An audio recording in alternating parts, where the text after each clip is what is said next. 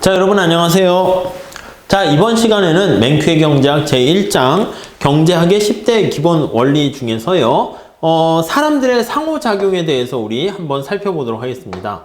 자, 우선 이번 시간에는 사람들의 상호작용 중에서 자유거래는 모든 사람들을 이롭게 한다는 거에 대해서 우리 살펴보도록 하겠습니다. 자, 여기 첫 번째 줄에 중국이라는 말이 나와 있습니다. 중국은 세계시장에서 거기 보시면은 미국의 강력한 경쟁국으로 등장했다는 얘기 다 알고 계실 텐데요. 미국 기업과 중국 기업들이 같은 상품을 생산하게 되면은 중국과 미국은 서로 많은 곳에서 맞부딪히게 됩니다. 그래서 서로 이것을 우리는 경쟁한다 이렇게 얘기를 하게 되는 것이죠. 그래서 두 국가 간의 이제 경쟁이라는 거 우리가 생각할 수가 있어요. 경쟁이라는 건 뭐 사실은 뭐 좋아 보이진 않아요. 힘들게 되니까 그런 거죠. 자, 그런데 미국과 중국 기업들은 의류, 장난감, 뭐 태양전지, 자동차 타이어 그 외에 많은 걸 이제 서로 경쟁하는데 주의해야 되는 게 국가 간의 경쟁은 야, 이거 나쁜 거 아니야? 이렇게 생각할 수 있는데 아니에요. 국가 간의 경쟁이 있음으로써 오히려 뭐 자유로운 거래를 통해서 막 경쟁을 하게 되면 오히려 이거는 미국과 중국 모두에게 이로움을 제공해 준다라는 게 여기에 포인트가 되는 것입니다.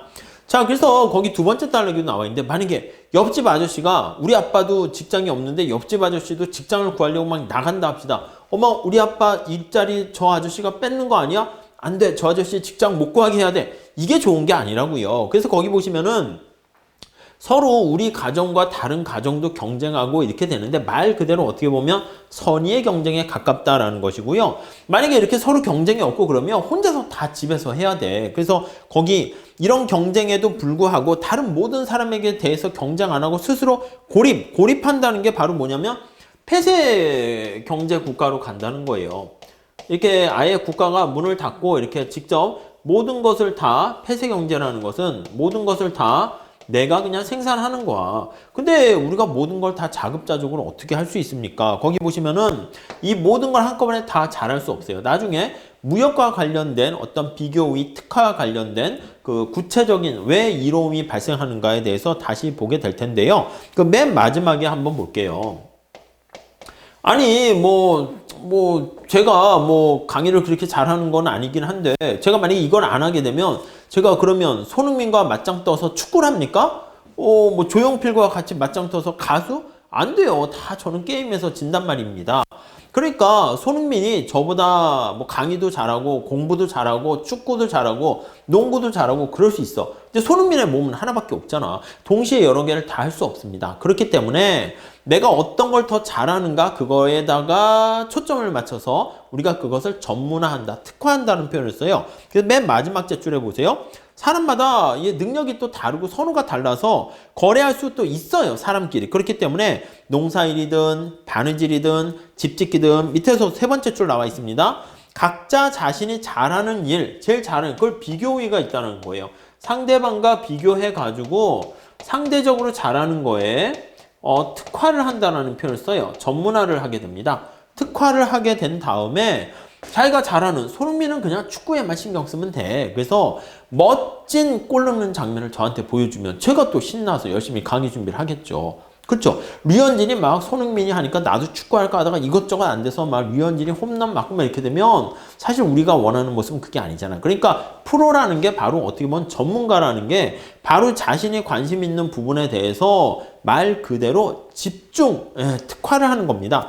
특화를 한 다음에 이걸 통해서요. 거래를 할 수 있어요. 거래가 이루어지는 장소가 바로 어디냐라고 하면 이게 바로 시장이 되는 겁니다. 시장에서 이게 이제 교환이 이루어진다라고 생각을 하시면 되겠죠. 교환이 이루어지니까 그 교환을 통해 가지고요. 자, 이래 가지고 우리가 맨 마지막 제줄 보세요.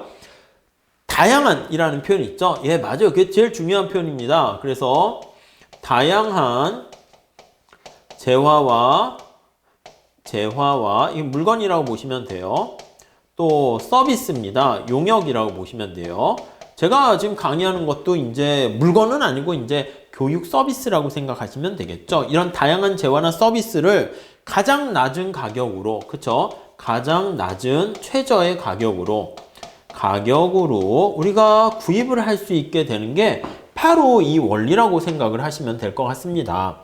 자, 그래서요, 여기 나와 있는 것처럼 다양성과 가격 측면에서 낮은 가격을 우리가 얻어낼 수가 있는 것입니다. 자, 그래서 다음 페이지에 이 챕터에 대해서는 우리가 챕터 3장인가 이 파트에 대해서는 좀 더 자세하게 배우게 될 겁니다. 그래서 다음 페이지 12페이지도 보면 가정과 마찬가지로 국가도 거래를 통해서 이득을 볼 수가 있고요. 국가 간의 거래, 교역, 이걸 뭐라 그런다? 무역이라고 얘기하는 거죠. 무역. 그래서 이렇게 무역을 통해 가지고요. 혼자서 모든 걸 다 하는 게 아니라 자기가 잘하는 일에 특화라는 말 찾았죠. 그럼으로써 다양한 재화나 서비스를 즐길 줄 알게 되는 것이고, 그럼으로써 자, 세 번째 줄 보세요. 중국은 물론 프랑스, 이집트, 브라질과 같은 국가도 세계 경제 속에서 경쟁자인 동시에 맞습니다. 파트너가 되는 것입니다. 그러니까 이렇게 다양한 상품을 값싸게 우리가 혜택을 볼 수 있는 측면은 다 이런 자유거래를 통해 가지고 뭔가 제로섬 게임이 아닙니다.